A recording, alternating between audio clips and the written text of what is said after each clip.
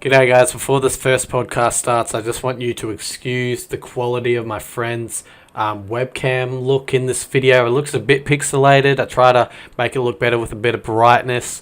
But yeah, she was using her webcam from her Mac, I believe, or yeah, her Mac or a computer or whatever. Next episode, the quality will be better because we worked out it just looks better on the phone. But this episode, her quality isn't top notch, but it's still a good episode. We still talk about a lot of good topics, and yeah, you guys will enjoy this. So cheers.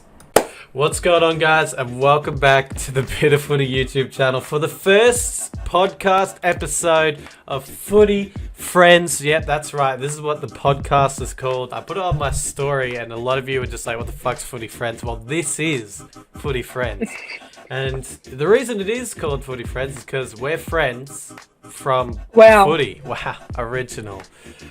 This is my co-host Chloe. Say hello, Chloe. Hello, everyone. And yeah, so pretty much in these podcasts, we're just going to be talking a lot about footy because Chloe, you know about footy, right? I do know about footy, yes. How much would you say you know about footy? What scale are we measuring on? Like, what's the measuring scale? We'll put like a 10 is like I know like a lot about footy, and we'll put like a 1 is like I don't really know much about footy. I'll go about a 9. I feel like I don't know everything, but I know a lot. That's pretty good. That's pretty good. Anyway, so yeah, we got a couple topics lined up that we've decided to talk about. Some of them are stupid. Some of them are a bit good. Important. Important. Yes, very good word, Chloe. Thanks. Thanks, Sam. I try. So we'll get into the first topic. Pretty funny one. I sent Chloe the topics as well. Great first topic. So the first topic is Carlton choking a 5-goal lead on the weekend to Hawthorn, and also costing Chloe her multi. So would you like to explain what your multi was? So my multi, it was not intense. It had a few... What would I say? A few disposal getters and some goal kickers. Yep. I mean, I had all of them. All I needed to do was Carlton to win, and they didn't. They choked a 5-goal lead, and I was not happy. So, like, in the first quarter, you would have been really happy with how they were looking. Oh, yes. I was like, yes, we're going well. All of my disposal getters were getting disposals. It was perfect. And then it just went to shit. It just went to shit. And, like, I was really happy because I also tipped Carlton, and they were off to a good start. It was like 5 goals in the first quarter. Carlton are on today. Hawthorn, they've been struggling through the year. They've been struggling. Yes, that's why I picked Carlton. Yeah, exactly. I thought Hawthorn, I don't know. Hawthorn are just like, but but yeah, then they kicked a couple goals. I'm like, whatever, 2 goals, and they kicked like 6 goals in the next quarter. I'm like, oh wow, okay. God, what are you doing? Yeah, and then Hawthorn, what, they kicked 7 straight, Hawthorn? Yeah, they kicked I don't know. 7 friggin' straight. Carlton couldn't find a goal in the next half, and it was it was gone. It was so like. As much as I wanted Carlton to win, it was funny to see them lose. Because I mean, don't we all? Yeah.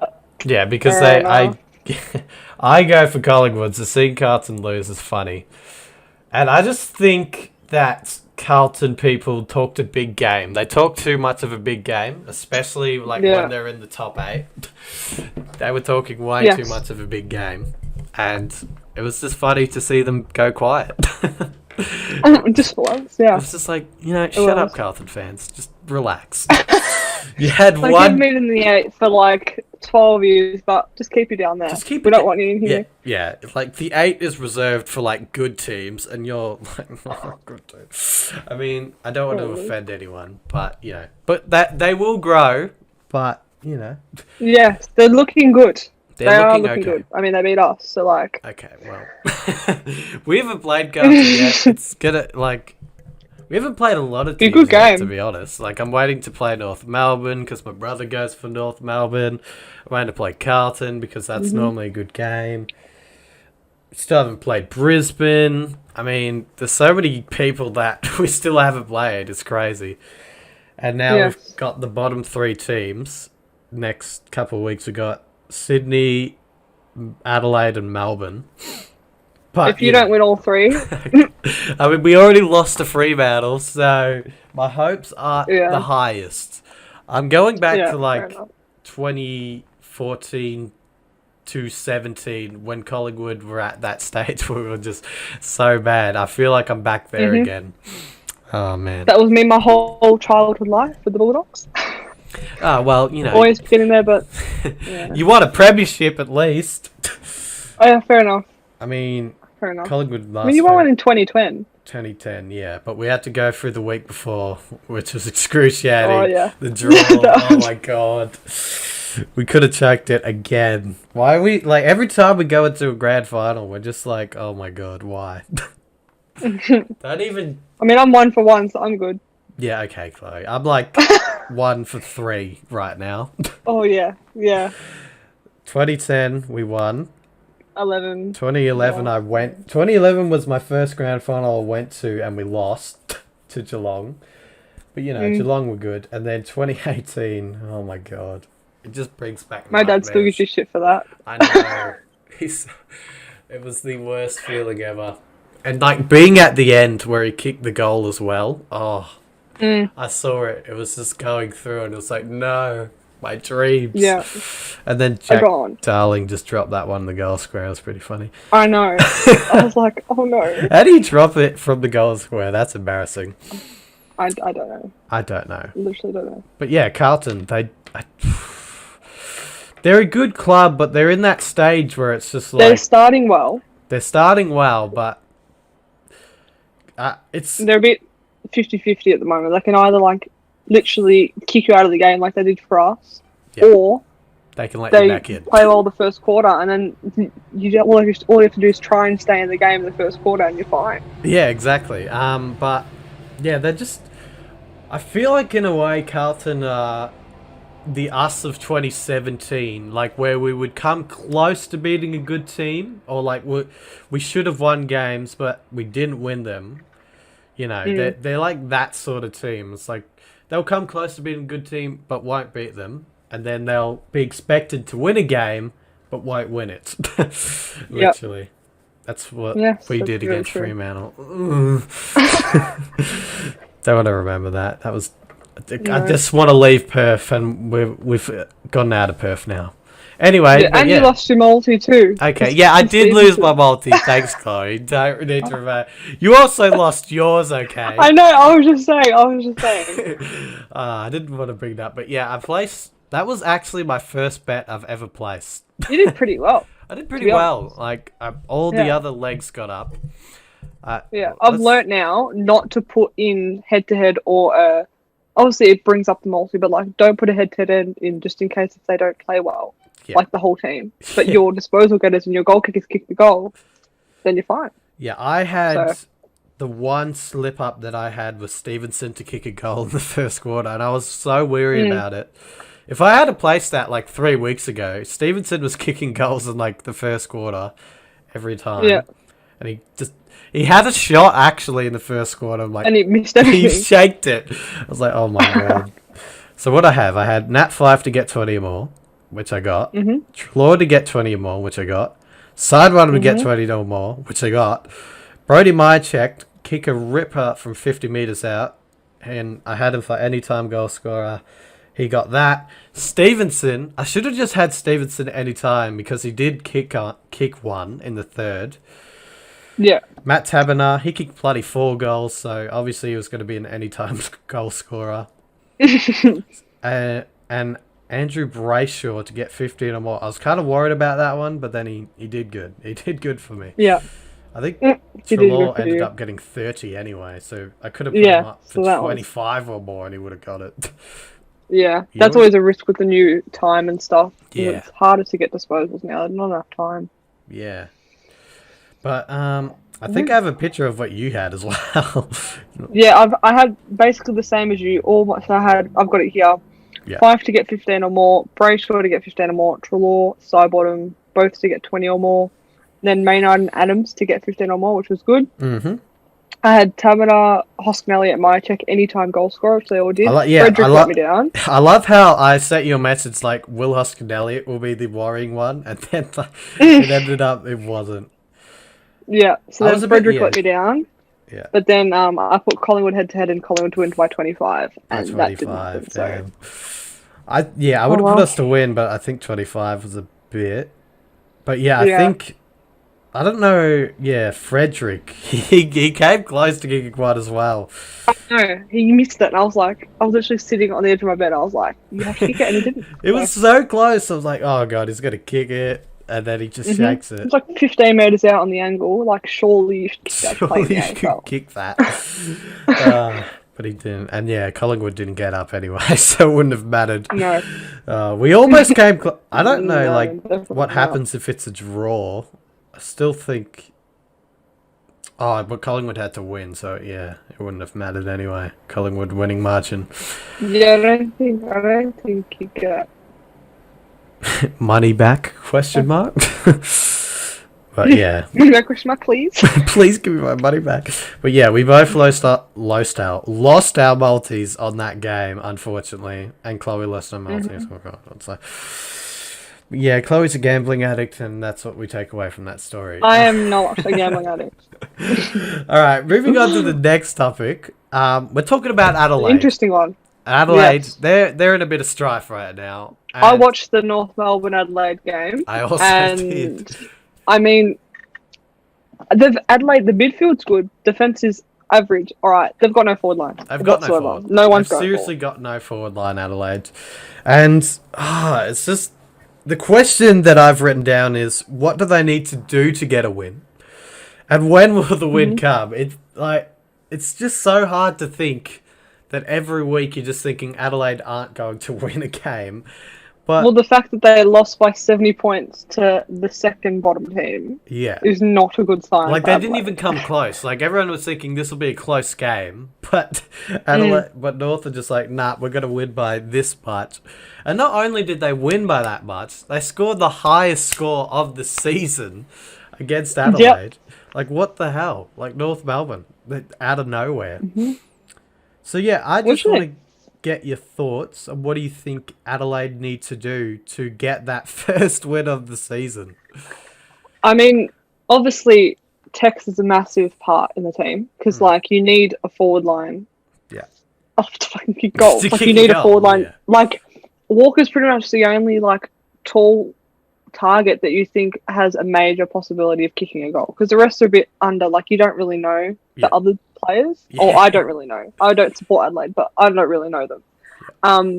But I've also noticed how when the ball's in the middle of the field, all of the forwards are pushed up. So when there's a turnover, there's no one to kick to. Yeah. So where's the ball going to go? So they just hold it up and then they turn it over and then North kicking goal. So it's what? I don't know.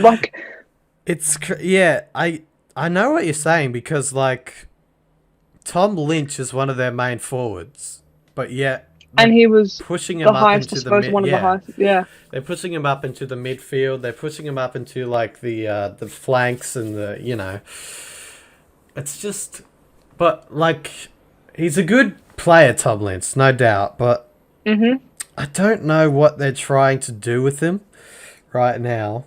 Yeah, it's a bit I'm just looking at this thing now, yeah, especially I don't know if it was a week ago or 2 weeks ago when they put Tex in the forward line and had Lynch in the midfield. That shouldn't be happening, you know? No, definitely not. And the fact that I'm just looking at the stats now, Lynch was the highest disposal getter for Adelaide. He's one of the targets in the forward line. That shouldn't be happening. It shouldn't be happening. What the hell? No. But it's North Melbourne's highest disposal getter sometimes is Todd Goldstein, which is funny. Yeah. But he's in the midfield. Do you know what I mean? It's understandable. It's understandable. Your one of your targets in the forward line shouldn't be getting the most disposals for you. Exactly. I think... I'm sorry, yeah. Don't be sorry because they haven't won a game, but Tex Walker should be playing in the forward line. I know he's the leader. His confidence is dropping. And, they don't really have a tall forward in their forward line. But if you're not playing... Like, you should really be playing Lynch in the forward line. He needs to get back in there. They need to just find a good target in the forward line. And Tom Lynch, he knows the leading lanes. He knows where to run. He knows where to go. Mm-hmm. He's shown that in the midfield. He knows where to find space. So why don't you put that like perspective and put it into the forward line and see if it works out? Just see if it works, because there's nothing else to do. Yeah, exactly. It's working in the midfield, so why wouldn't it work in the forward line? You know? Literally. And like I've always said, like that's one thing that the Bulldogs are struggling with at the moment, is that we've only got one target, which is Bruce, a tall target in the forward line. Yeah. And all you need to do is get two defenders in a contest. He's not going to get the ball. He's not going to get the ball. So with Adelaide, if Tex isn't playing, they've got no tall targets. So all the tall defenders are all on the smaller defenders, and they're just going to contest the ball, and they're not going to mark it. So like, and that brings in like another problem. Like Adelaide's passes have to be pinpoint. Exactly. And you know, it shows on the weekend. If their passes aren't pinpoint, they'll turn it over, and then the other team will go to the other end and score a goal. And I think, and especially if they're under pressure, then they're not going to. If Adelaide are under pressure, they're stuffed. Like this season, it shows if they're under pressure, they'll turn it over and they'll get a goal conceded. But I think like the most, like, to show an example of like when they turn it over or when they do something wrong, I think the heaviest one was on the weekend against North Melbourne, who were 17th at the time, right? They're not playing the best footy. I mean, they came close to Carlton, but weeks prior to that, they weren't doing the best. And the one that caught me was where North Melbourne got it from their goal square, played on, they get a kick to the wing, and then that player from the wing goes into the 50 and just kicks a goal. 2 disposals, and they get a goal. That is... I also noticed as well, at North Melbourne in the back line going forward, that whole corridor was free. So many kicks from kick in went to the middle of the ground and went straight through down the middle. You shouldn't do that. You should be defending to try and keep the ball to the side. Obviously, as a defender, you want the balls to be in the middle. Yeah, because it's the hot spot. But like, I just don't understand how defensive pressure you're just leaving that space open. Yeah, I don't know what. I don't know what they were trying to do there. Like, no, yeah, it's crazy because in the first quarter, I think when someone scored a point or someone scored a point and North Melbourne were bringing it back in, the guy just kicked it directly in the corridor because there was one North Melbourne player standing there and no one around him. How does that happen? How do you not see that? And then it happened. So it's like if your forward lines. Yeah. Sorry, you go. So, yeah, I was going to say, like, in the next couple of quarters, the same thing happened. So, what is the coach doing to say, oh, don't block up the corridor. Just don't do that because there's no point. Of course, look at what they're doing and just try to stop it. Like, that's the point of the game sometimes. You know? Like I was saying, how if your forward line's breaking down, the least you could do is try and get defensive pressure from a kick-in to try and get a turnover to be able to score. If you haven't got that target inside 50, yet they're not even trying. Yeah. So most of their goals are coming from kick-ins because no one's defending. Exactly. Like, there's no pressure whatsoever. So it's like, I just don't understand what the game plan of Adelaide is at the moment. Like, I don't understand anything. Something needs to be done at Adelaide Land or whatever they call it. Whatever the bloody land is. I know. Yeah. Our land is the Holden Centre. The Bulldogs' land is the Winton Oval. I don't know what Adelaide's land is, some random place in Adelaide. But whatever they're doing there, whatever the coach is doing, whatever the other coach... Because it's not just one coach, right? You got to put it into perspective because each team has, like, the main coach, but then they also have the forward line coach, they have the back line coach, they have the midfield coach, they have all these coaches. But they're just... I don't know what those coaches are teaching their players to do because whatever it is, it's not working. Like, that's exactly right. It's seriously not working. Like, that's what I think gets people off guard. Like, in a way, it is sort of the main coach because the main coach comes up with like the big idea, and then he gets the messages around to sort of the other coaches. Is what I'm thinking happens anyway. So the main coach like sees what's happened and he was like, okay, I'm going to tell the midfield coach that this isn't working. We need to change something up. I'm going to tell the forward Yep. coach that, maybe change a bit up in the forward line, and the back line coach needs to do this and that. And I generally don't. I don't know what they're doing down in Adelaide. No. I generally have no 'Cause idea. like, even if understandable if you haven't got a tall forward line, that's fine. Like you can try and find tall targets for next year, whatever. Yeah. But the fact that like the midfield's great. Like the midfield, great midfield. Like obviously not the best in the competition, but it's got wonderfully good players in like there, better yeah. than average. Yeah. And it's like if you've got those players and they're not performing well to be able to get into the forward line, it's like all of it. It's not the forward line's fault. You need to fix the midfield as well. You need to fix everything. So like I don't know what they're gonna fix because it's literally the whole team's just. I mean, right now they're a shambles lost cause in this season, right? So when they get their first win, it'll be good for them, no doubt about it. But when will it come? I generally have no idea when will it come. When their first win comes, it will be an upset, no doubt about it. It'll be a huge upset. I mean, it could be possible this round against Melbourne at Adelaide Oval. Like that could be possible. I don't know, man. I don't know. Melbourne, because after that they're playing Collingwood. They're playing you guys at Adelaide Oval, and then after that they're playing us in Metricon. Yeah. So like, I think for them to get their first win, because obviously nothing other than round 12 has been announced. Yeah. Is this week. I reckon their best bet's going to be this week against Melbourne. It's a big game against Melbourne because Melbourne are coming off a big loss against Port Adelaide. And Adelaide are just coming off a big loss just during the whole season. Exactly. they haven't won anything. I mean, Essendon, they came close. They were 3 points away. Yeah. That was a huge chance to get a win. An absolute huge chance. And there was a chance in that game in the final minute, and they just blew it. And then the next week they just dish up what they did against North Melbourne. And my God. I mean, it's hard to tell because seeing as a team struggling, it's like if you're not in the team, you obviously don't know the problems or what's going on. Like obviously there was that whole scandal with the preseason, how they were treated, whatever. Yeah. But I just can't see them winning a game, to be honest. If they're playing like they've been playing the last couple of weeks, I literally cannot see how you can win a game if you cannot hit a target inside 50 and have a tall target. If Tex isn't playing, it's obviously a massive loss. Yeah. But even when Tex is playing, it's still not working. So I really don't know when. Yeah, exactly. I don't know. People can say but Richmond had a small forward line and did this and that, and they won a premiership with it. But Adelaide aren't performing as well as Richmond. They don't have the star players as Richmond. Yeah. Exactly. Richmond's small forwards are stars. There's so many stars, Castagna. There's so many, obviously you got Lynch and Revol as the main targets. But when it's crumbing on the ground, if Rioli gets the ball, it's almost 9 times out of 10 he's going to kick a goal.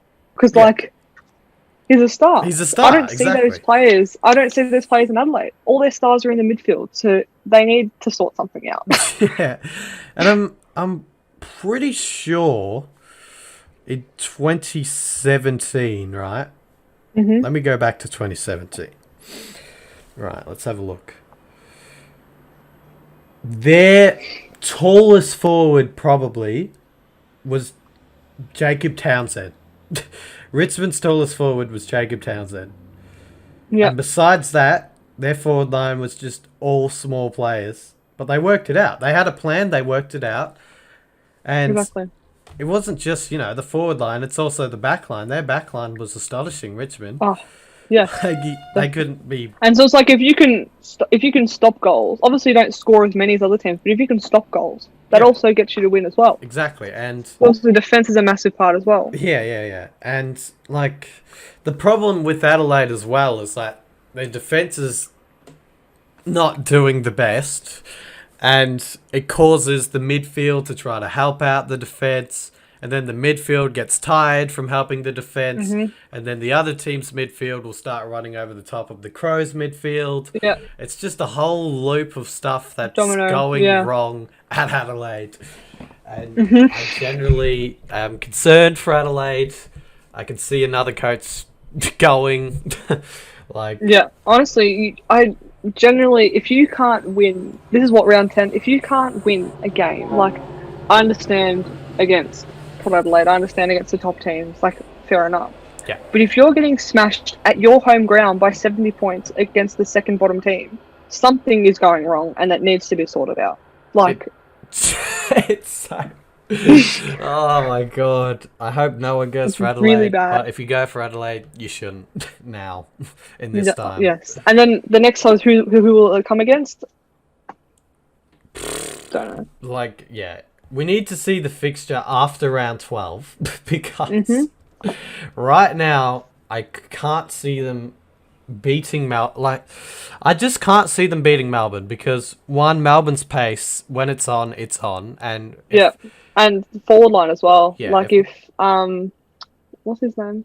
I don't know. I forgot his name. But name is. one of the forwards in Melbourne, because I don't follow Melbourne, so I don't really obviously know all the players. But their forward line's really good as well. Melbourne, obviously.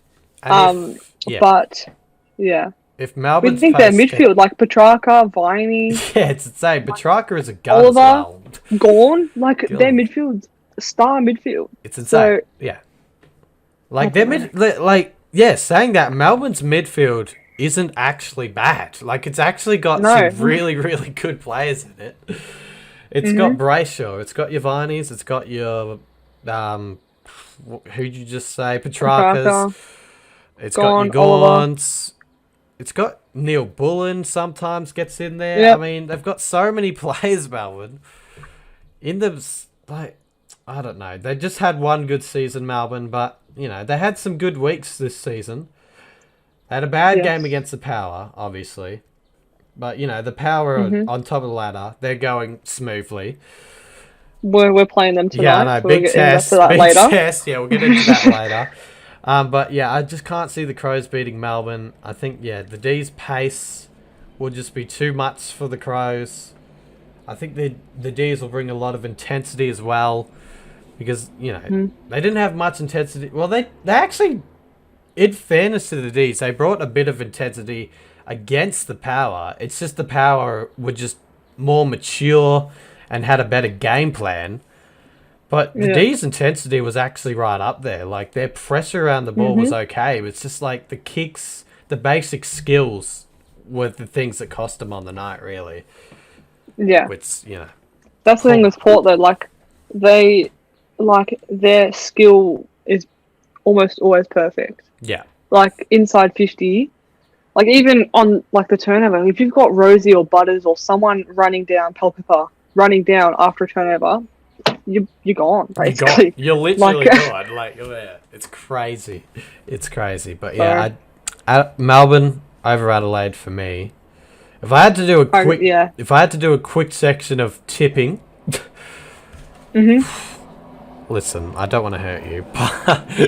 We'll do that later. We'll do this thing later. Okay. How about I'll save my tips for the other games, but I'll leave the Dogs and Port Adelaide out. Yeah, because that's tonight. Cool. Yeah. Richmond, Brisbane.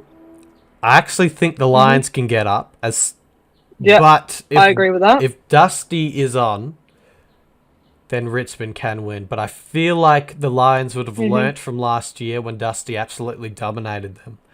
And will come in with a clear game plan for Dusty. And the Lions, they're doing all right. I think just the Lions midfield for me, like, to have Zorko not only getting 15, 20 disposal game, but he's also kicking goals. Obviously, you've got Cameron in the forward line, like, gun. Yeah, he's obviously. a gun. Absolute gun. But Neil, Brownlow favourite, like, you've got Neil, Zorko, Berry sometimes is in the midfield. Who else is in the midfield? There's one other player I'm thinking about. Lions. Like Jared Lyons. Like, the midfield is just one of the best in the AFL, personally, for me. Yeah, exactly. And then obviously you got Gunn. And you got Andrews in the back line. Like, Harris Andrews. You can't go wrong. Absolute unit, Harris Andrews. That's going to be a very good matchup. Andrews on, what's his name? Lynch, that's his name. Yeah. Andrews Lynch is going to be a very interesting watch. God. That could like be the game right there. Like whoever wins that battle could decide the game. But yeah, I've tipped the Lions in that one. So Wednesday's games, the Cats and the Roos. I went the Cats over the Roos. So have I. But it's funny because like when a team has a good week prior, they can somehow show up the next week and do well. So I would not be surprised if North brought in a good. I reckon it'll be a good game, but I just feel like the Cats like Geelong at the moment are just. They're actually like the Cats are doing all right. They not the best, but you know they came close to beating us. They beat the Dockers, and then they came close. They almost to beat beating West Coast the Eagles. last week. Yeah, exactly. So the Cats for me in that one. The D's over the Crows. Melbourne. We just talked about that one for like a couple of minutes, and we know the Crows are bad. Hopefully the Pies over Sydney. Yeah, I reckon the Pies over Sydney. But at this rate, I have no idea. But you know, I just feel like the fact that it's at the Gabba, it's not in Sydney. It's not. I think gives you an advantage as well. It's not in Perth either. Yeah. So I reckon the Pies over the Swans. Swans aren't doing too well. I mean, Papley is obviously leading. Yeah, that's what I'm worried about. If Papley gets up and about, he could turn on a clinic. But you know, we'll see what happens. Saints over the Suns. I think the Saints' form in the past couple of weeks has been exceptional. Oh yeah. Especially beating Port Adelaide in Adelaide. That's like a big win as well. Very, very big win, yeah. Like, not many teams can do that, and the Saints have just said, well, whatever, we'll do it. They didn't just do it. They did it by, like, 30 points almost. Like, yes. They didn't win close. They were just like, oh, we're just going to win by 5 goals. All right, CQ, we'll just relax, yeah. Why not? And Gold Coast, they're just dropping off again. Every season they start off well, and then they just drop off. It's just like the story of Gold Coast. I mean, they do well. They do really well. I just feel Rankin's obviously the Rising Star favourite after what's his name? Matt Rao. Hurt himself. Yeah. Matt Rao. There we go. I'm forgetting names. Matt Rao hurt himself, but I just feel like Saints midfield and forward line, like again, they're underrated. I reckon the Saints midfield's underrated. I feel like. But yeah, I feel like it's growing. Yeah. Yes. Like in the next 2 to 3 years, they're going to be probably the dominant midfield. Yeah. In the NFL, or the top 3 at least. Their midfield is definitely growing on everyone, and their forward line as well. Like if you look at their forward line, they've got this tall bloke called, I think it's Max King. Yeah. I don't know which Max. I don't know which King they have. I think it's Max. It's either Max or Sam. I think it's Max. Yeah, it is Max. Ben so King's got a Max King. Yeah, which will be interesting. Brother versus brother. Max versus Ben King. That'll be an interesting matchup. But yeah, they've got a Max King in their forward line. And then they've also got... Who else? They've got another tall forward in there as well. Membry. No, not Membry. I'm thinking someone else. I don't know if it's Marshall or Battle. Marshall's the ruckman. He's doing really well. I think it's they've got Butler. Dan Butler's a small forward, but he's doing really well. Yeah, what I'm trying to get at is that they have Max King and another tall forward. So they've got 2 big forwards, right? And all the defenders will be focused on them big forwards. And then they just forget about players like a Tim Membry, who around the goals is an absolute genius. Like, he kicks goals out of nowhere. He does bloody Jackie Chan. Did the one in the air, yeah. Yeah, like, what the hell? That was an accidental goal, but he did it. And, yeah, they just forget about Tim Membry. He just gets the little crumbs. He gets the little roves, and he's a great... Like, he's actually a good built unit as well. Like, he's a strong player, if you look at him. And they've got little Dan Butler just causing havoc around in the forward line. If Dan Butler picks up the ball, also, you're just like, he's a very reliable first goal scorer, I've learnt. Okay, yeah. Very reliable. I'm just letting you know. Reliable. So if you guys want to put on some multis this weekend, Dan Butler's a very reliable source. He is a very reliable. Anytime goal scorer, you can have Dan Butler down for sure. He will kick 1 or 2 or 3 or 4 or 5. The list goes on for Dan Butler. But yeah, the Saints over the Suns. And then the last game's kind of an interesting one between the Dons and the Giants. Like, it's a tough one. 7th versus 9th as well. Whoever wins it goes on to 24 points. It's like whoever wins this is in the 8, pretty much. Basically, yeah. And I feel like after the Giants won this week, and the Dons obviously had a dismal performance against the Lions.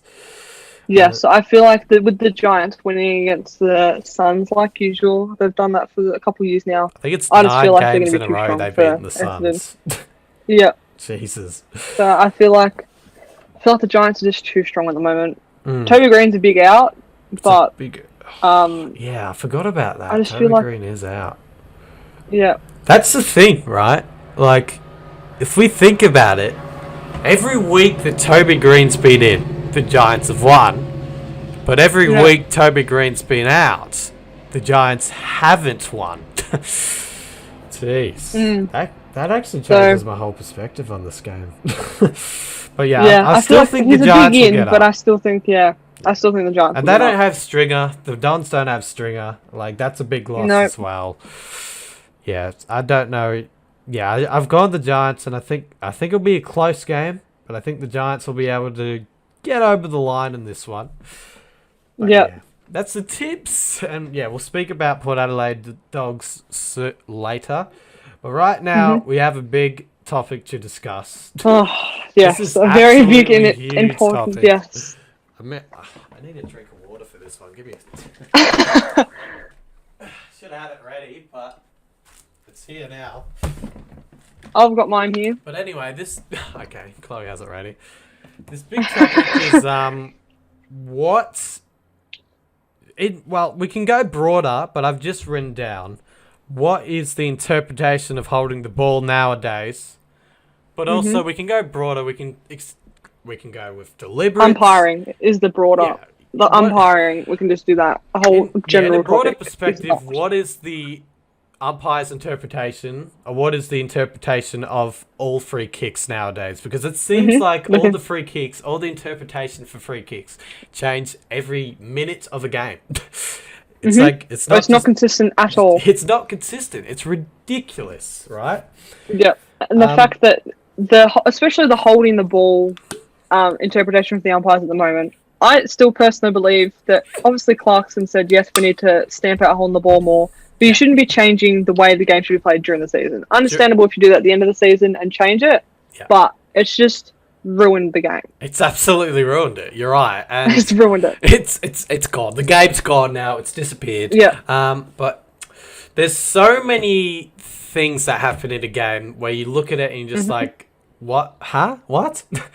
And off top of memory, right? And this is not like because Collingwood lost or anything, but this was a big call last night. And it was the Braden Sear incident where he literally was getting held onto. He goes for the ball, right? He's contesting for the ball. The ball's on the ground. He picks it up. He's tackled within, we'll say, 2.2 milliseconds, right? I was going to say 2 milliseconds. Tackled straight away. Yeah. Tackled straight away, but yet it's paid holding the ball. Yeah. What are the players meant to do? Like, are they not meant to pick up the ball? I'll just leave the ball on the ground. Literally. And I heard a great thing. I think it was from Richard. I don't know what.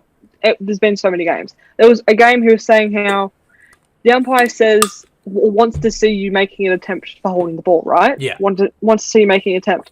They try to attempt to get rid of it. They get rid of it, they pay a hole in the ball. But if you don't get rid of it, they're paying a hole in the ball. So what are the players meant to do? What are they meant to do? And it's like, it's stopping them from trying to get the ball on ground level, especially with that incident between, what was it, the Essendon and Lions one. That ridiculous, where they both went to grab the ball, and then, yet he paid hole in the ball. How are you not allowed to grab the ball anymore? Like, it's so ridiculous. Like, and it's going to become, if they keep doing this, right, this is what I think will happen. It's going to become like a mental thing for the players. It's like, should I pick up the ball? Because if I get tackled straight away, am I going to get pinged? Like, it's just going to become a mental thing, and it's going to get the players angry.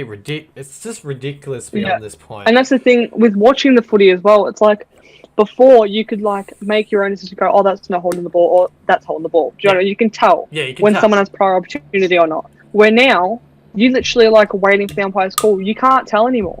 So like with the Essendon Lions incident, it's like I just thought, oh yeah, a ball up pocket of the 50, fair enough, let's go. Paid on the ball, and you're left there questioning like how. Yeah, what was he meant to do in that situation? They've both got hands on the ball, but how can he be paid holding the ball one way? It's ridiculous. I don't get it. It's so ridiculous, and it's absolutely. They just don't have, like, in reality, there is a straight interpretation of what holding the ball is, right? There is one. There is an interpretation. There's interpretations for what holding the ball is. One of them's like if you dive on the ball. And, you know, you don't make an attempt to get it out, you get tackled. That's or you drag it in. Yeah. Yep. I hate the... Oh, my God. The umpires need to open their eyes sometimes because some of the free kicks are like... The player's not even holding the ball. The other player's holding the ball to the player's stomach. Their arms are out. But yet the players that's not even holding the ball gets pinged for holding the ball. Like, what do you mean? Like, how is that? And also, I think with the deliberate rule as well... I think especially with crowds getting into like in Queensland and Western Australia, especially happened last night with Jamie Elliott getting deliberate against him. That was definitely influenced by the fans because the fans were like deliberate when clearly it wasn't. Yeah. He was kicking it forward and it went out. Yeah. So pure accident. So how is that a deliberate? If you don't know what we're talking about, right? It was Collingwood versus Freo, Sunday night footy, prime time Sunday night. So everyone's watching that. Well, after the news, there's 25,000 at the ground. Most people are watching it because no one cares about the news because everyone's just like the news is going to say we have COVID, so everyone's watching the footy because of something else. And the free kick, it was about, we'll say, with 10 minutes left in the final quarter, and it was well maybe less than 10 minutes, and we were down by a kick, right? 5 points. 5 points. Yep. 5-6 points, whatever. And we're trying to get the ball forward, right? So you'd think, right, Elliott's interpretation of that when he kicked it wasn't to be like, oh, I'll just kick it to the boundary, right? I'll kick it to the boundary because that's what I want to do. When there's like 5 minutes left, I'll just want to kick it to the boundary. That's absolutely what he wants to do. His interpretation was to clearly just kick the ball forward.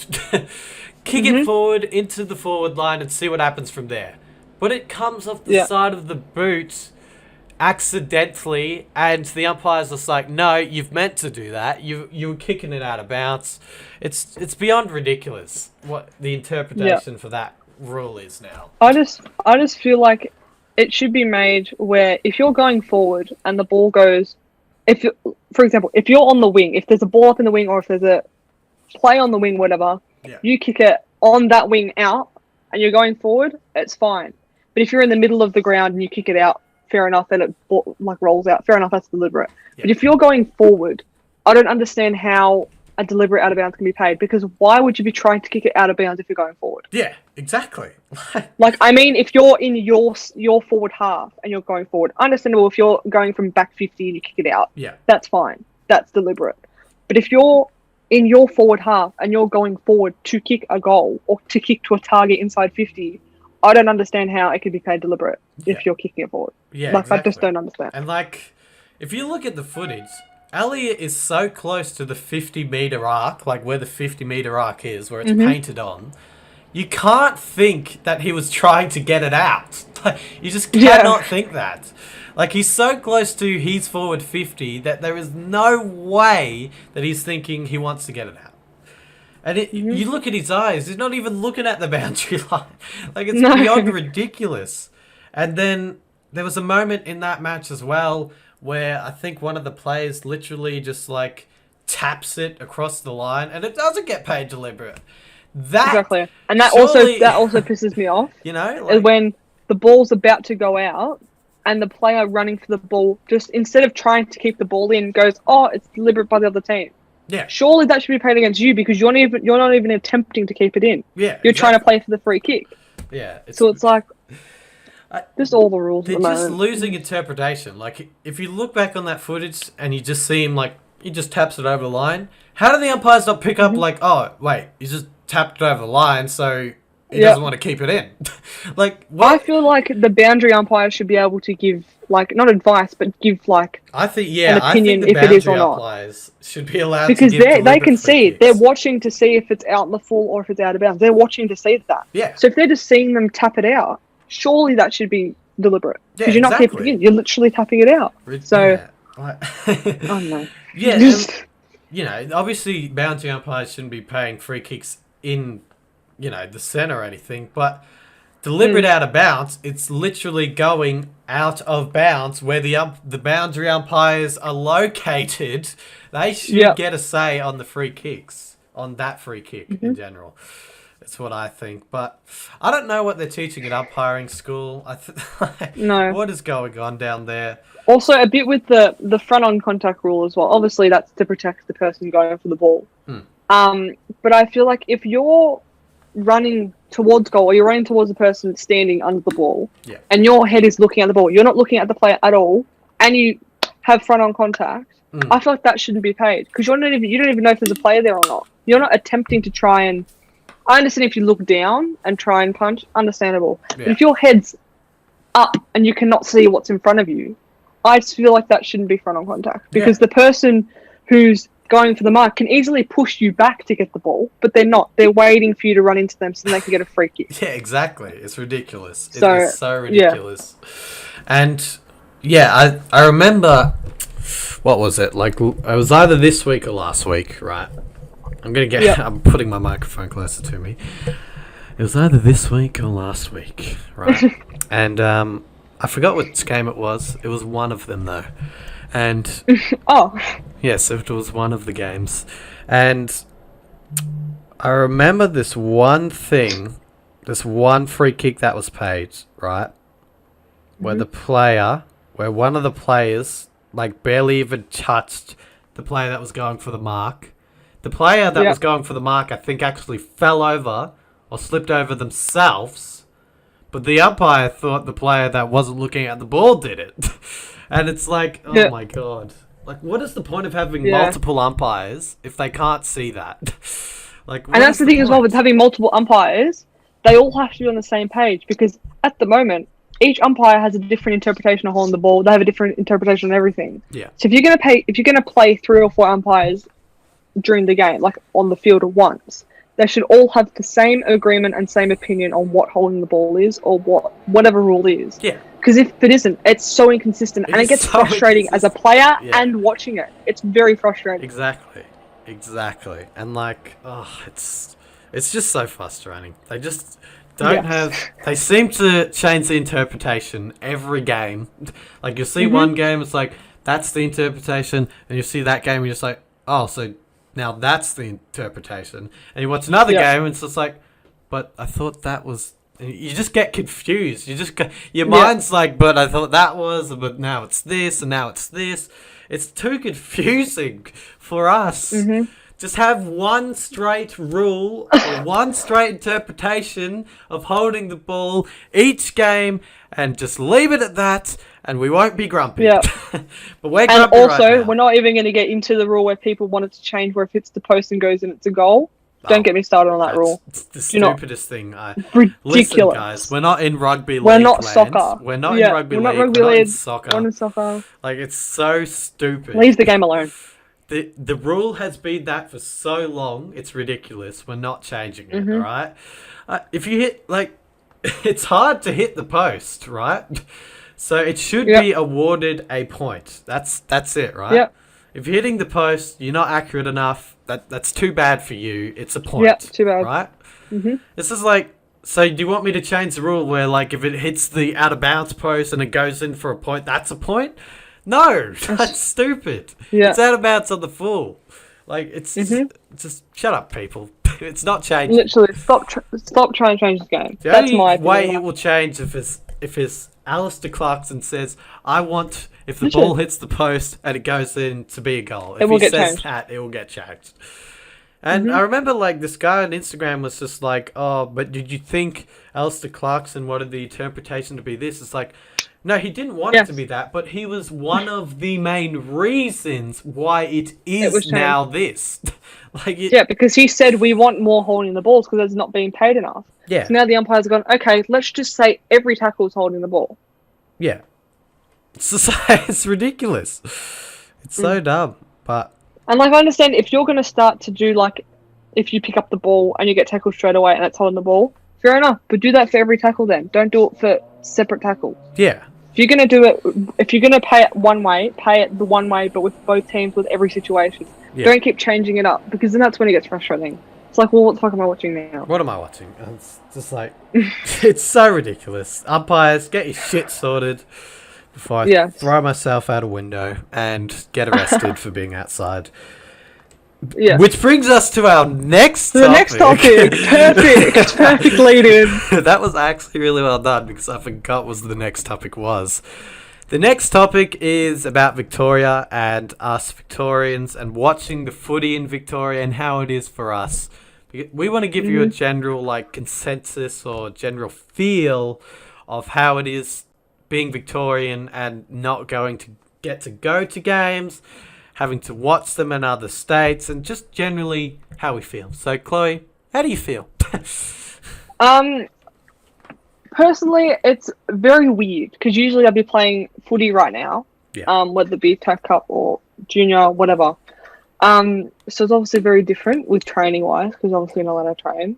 And my dad and I would usually go to the games every week in Melbourne, that are in Melbourne, and some interstate games. So it's like not going to any footy is very, very weird, because I've been going to the footy ever since I was a child. Yes. Like, literally, like a baby. Ever since she came out of the womb, she has been going to the footy. Literally. So, like, it's very like, frustrating to be able to see other people being able to go to the footy and we can't. Yeah. But obviously it's to make sure everyone's safe and that, but it does get annoying. It does get annoying. And, like, seeing, like, big crowds at, like, the Adelaide Oval. How do you feel, Sam? Or Metrogod Stadium. Just seeing big crowds in general at a footy game. The Gabba. Yeah, or at the Gabba. It's just so frustrating. Because you just really, really want to be there. And it's just like, you can't. You have to sit down every night. It's just the same thing at my house every night. I just go downstairs, watch the footy, and think, I want to be there. Especially, like, when it's a close game as well. You just, you want to get that feeling. The atmosphere. But you just can't get that feeling, you know? No. Yeah. And it's like, that's the thing as well with, because your game that you watch, obviously, like, you watch, like, I pretty much watch every game. Yeah. Or at least one game a day. Let's say before Corona, like last year, it was a Friday night, Saturday, Sunday. Yeah. I used to watch at least one game every day. Where it's now, you'd watch one game every day, then you'd go to your game that your team's playing at. Where now I'm watching every game at home. So it's like, it's no different. Exactly. Every game's the same. It's like I'm not, I support a team, but it's like I'm not at the same time. Because I'm just doing the same thing for every game. Over and over again, over and over again. And obviously it's like this social thing as well, because, like, you and I would go to a game, well, we can't do that now. Yeah. Like, it's very, it's very, very different. Yeah, me and Chloe used to go to games. Yeah, me and Chloe used to go to games that didn't even have the teams that we supported in. Oh, no. we would just go to, like, maybe a Carlton and a Hawthorn game and just, We even went to Dreamtime at the G once for absolutely no reason. And it was pissing down rain, and we decided not to wear warm clothes for some reason. And we were freezing our ass off. It was so cold. That was, how long ago was that now? That was like 2012, something like that. We actually, I think we made the decision on the day of the game or the night of the game. Oh yeah, we went, because we went to footy training. It was footy training that Friday night. Yeah. And we're like, let's just go to the Dreamtime. We're just like, why don't we just go to the Dreamtime game? And then we ended up going, and then we're just like, it's cold, it's raining, oh god. Let's go home. This is a terrible decision. Wasn't even I don't even think it was a close game. And that wasn't a close game. We were sitting at level 4 as well, so, like, the wind was, like, blowing directly in our face. It was the worst feeling ever. But, you know, we don't get that feeling anymore because we can't go to the footy anyway. So Exactly. It's not fun. Yeah. And even, you know, you just go to the... Like, when you're bored, it's just such a good thing to do. You just, like, you know, the footy's on, you invite a friend, and you just go have fun. And you just go talk shit like, about... even in this situation now, like, with the games on the weekend, like, for example, let's say Colin was playing on the Friday night, then the Bulldogs were playing on the Saturday night. Sam would go to the Friday night game. He might come with me and my dad to the Saturday night game. Yeah. And then on the Sunday, I'd go to Sam's place and watch the games there. Yeah. But we can't do that now. We can't do that anymore. Like... We literally can't even leave our house. Like, we can't even watch a game together physically on the TV. Sam and I zoomed each other to watch the FA Cup final because we couldn't see each other. Yeah, we zoomed at like 2:30 in the morning to watch the FA Cup final. But yeah, I mean, it's just a sad moment for Victorians, and it gets sadder every day because there just seems to be so many people doing the wrong thing, and it's just bringing our hopes of going to, like... It's not just the footy, but, like, you know, because we're talking about footy, for us, it's like bringing our hopes of going to the footy down. It's like, you know, it won't happen this year at all, you would think, because of what's going on. We're in stage 4 for bloody 6 weeks, which will probably take us until the 13th of September. Yeah, it will probably take us to close to the end of the actual whole season. Final, yeah. And even next year, like, the possibilities of us going to the footy next year is getting slimmer and slimmer. We just don't know what's going to happen. Or at least the start of the season, yeah.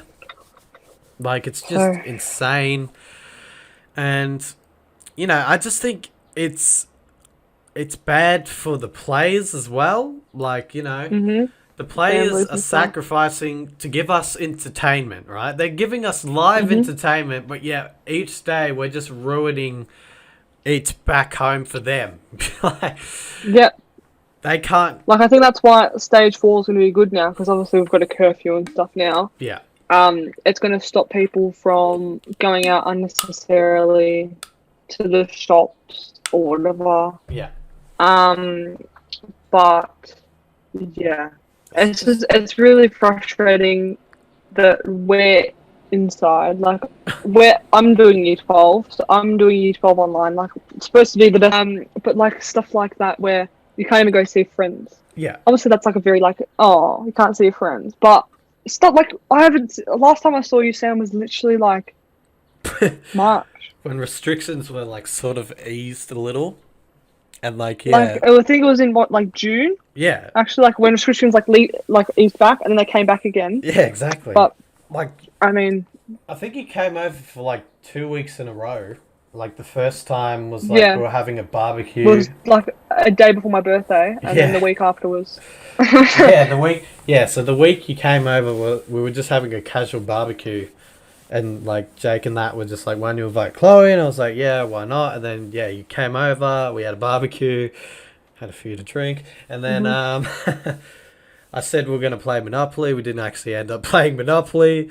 And then the other time I invited you, I said, yeah, we probably won't play Monopoly this time. And then we ended up playing Monopoly. So I'm just not going to say anything. Yes. I'm just going to say, Chloe, just come over. We'll do something. I don't know. Something. This is going to be something. Could be Monopoly. Could be Uno. Could be fucking Jenga. We don't even have Jenga. But it could be Jenga. We don't know. But yeah, so it does footy watching the footy in Victoria. That's better English. Watching the footy in Victoria is a bit very weird now. It's very weird. Yeah. I mean, at least we've got the footy on. I'm happy that the footy's on. At least it's something to do, to look forward to. And the fact with like the Footy Friends, there's a footy game every day. Like, it's footy every day. Like, what could go wrong? It's a good thing as well, because like when your team loses, you just move on to the next day, and everyone just talks about that game on the next day. Yes. So when we lost to Richmond, it was very quiet until the next day, because what's the name got smashed? Who got smashed the day after? Melbourne. Melbourne got smashed. Melbourne? Yeah, Melbourne. Was it Melbourne? Yeah, it was Melbourne against Port Adelaide. Yeah. So that was the talk of the town. And then Melbourne lost. And then that was the talk of the town. And then the next day, Carlton choked the lead. And then that was the talk. And then Essendon lost. So then that was the talk. It's just like we move on so quickly. The AFL community moves on so quickly to each game. It's like, crazy. For example, like the Freo Collingwood game's not even talked about because we'll worry about tonight. Do you know what I mean? Exactly. It's like who's going to win tonight? I don't even remember tomorrow, even though I go for Collingwood. But yeah. Yeah. But yeah, it's. But yes. I think also another crazy thing is with what's happening because we can't play games in Victoria. We can only have games being played in states like WA, South Australia, Queensland. Like Queensland is like generally the main area for footy nowadays. Which I think that's where the grand final is going to be in Queensland. Sorry, WA people. It should be anyway. I get sick and tired of WA people. Like, why do the AFL hate WA so much? Why won't they host it at Optus Stadium? It's like, well, listen, man.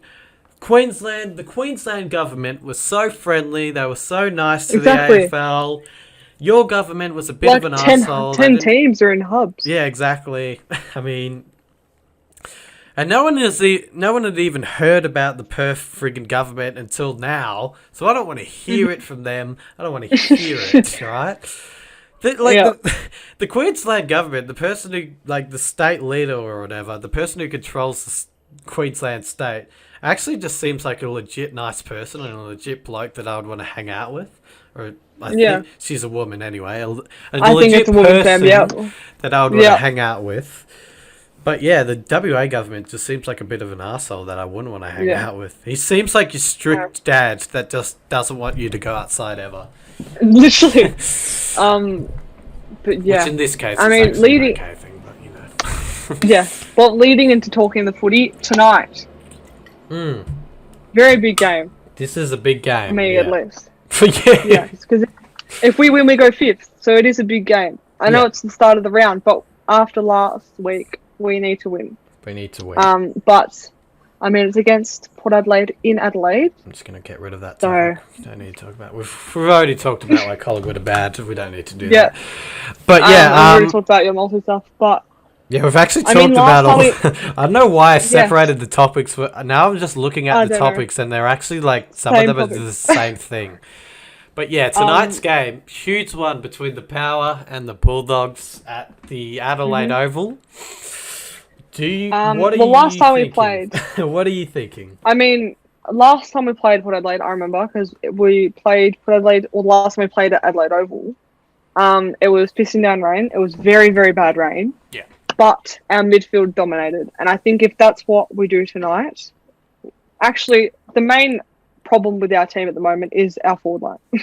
We're not hitting a target inside forward. And obviously, Bruce is our main target because Norton's out and Shaki's not playing well. Yeah, so we get Dunkley back tonight, which is good because he's gun midfielder. Yeah. But it's the entries inside 50. If we can hit a target and kick straight, I reckon we have a big chance of winning. That's just the problem. And that's where it's like up and down for us. Because we're either kicking straight and hitting targets, but if we don't, we're going to get smashed. So... I don't know. I mean, I'm going to go for the Bulldog. I'm going to go with the Bulldogs because that's just my gut and that's who I support. So I always pick the Dogs anyway. Yeah. But yeah, I don't know. It's a bit 50-50 for me still anyway. It is actually 50-50 for me because when I was recording my tip video, which was the video I was recording before this, I was thinking about how last year and the year before when you won by 3 points at the Adelaide Oval, I think. I was there at that game, yes. Yeah. That was great. That was a great We were surrounded game. by Port Adelaide fans, and I was like... That was a great Saturday afternoon game. I think it was Saturday. It was either Saturday or Sunday. It was an afternoon game either way. It was a thrilling game. But yeah, you guys have actually done well the past 2 games at the Adelaide Oval. And, I mean...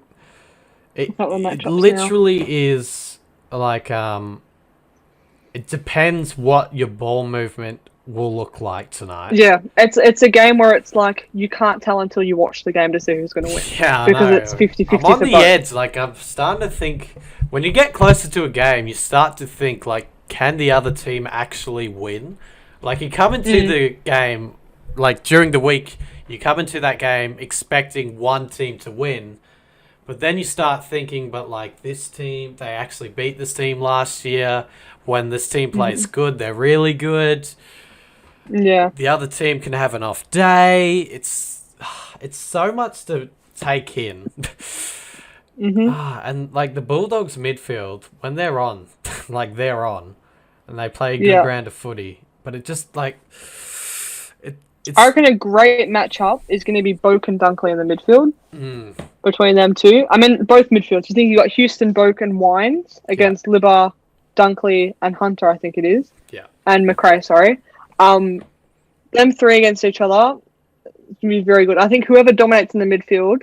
Obviously, it's a massive part because once a goal's kicked, whoever dominates is going to get the ball on their forward line. Yeah. But I feel like whoever plays a better midfield game, I think is going to win the game. Whoever's midfield is better, I think that's going to be the. It's gonna be a who's going to win. ripper game, and it starts at an hour and 45 minutes. I think it's a 7:10. Yep, a 7:10. I think so. Yeah.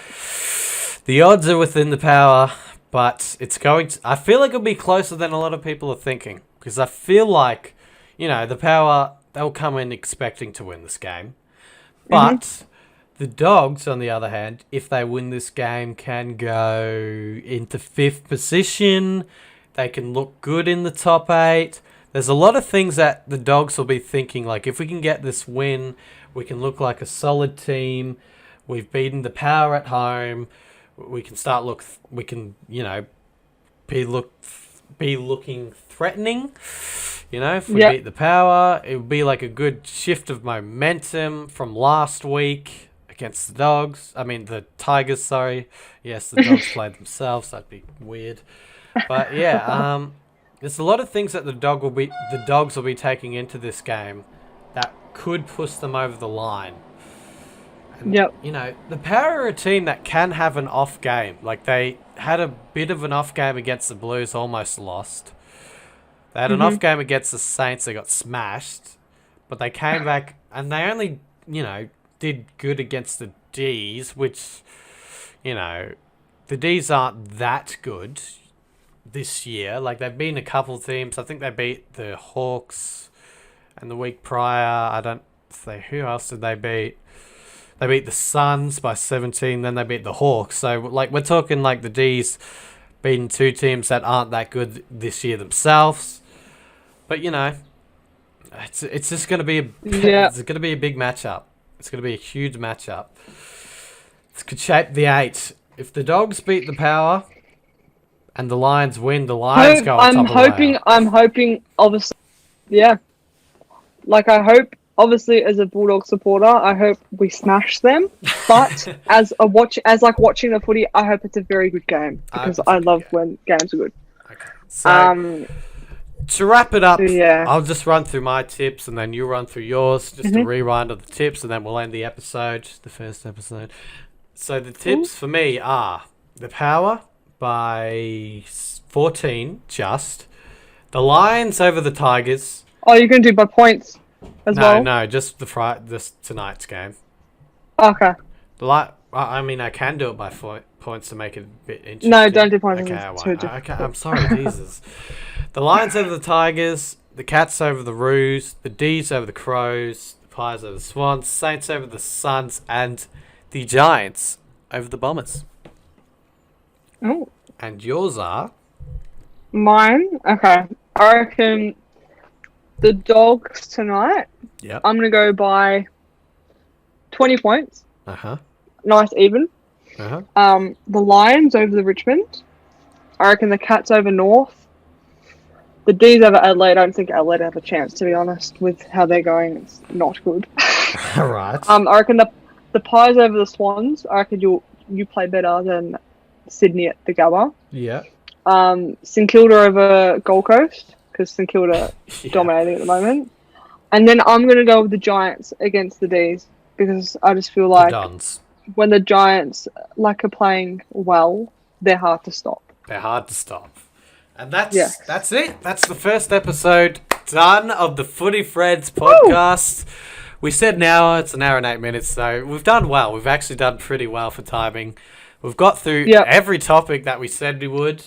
And hopefully we'll be back soon to talk about more, because I'm sure there'll be more talking points during this week, especially with umpires and all that stuff. Maybe a few upset games. Who knows? If the Dogs win this week, Chloe will come on talking next episode about how good the Dogs are. But Yeah. and if the Pies get back, I'll be like, yes, we won one. Thank God, we needed that. But yeah, that's the first episode done and dusted. And thanks, guys, for watching.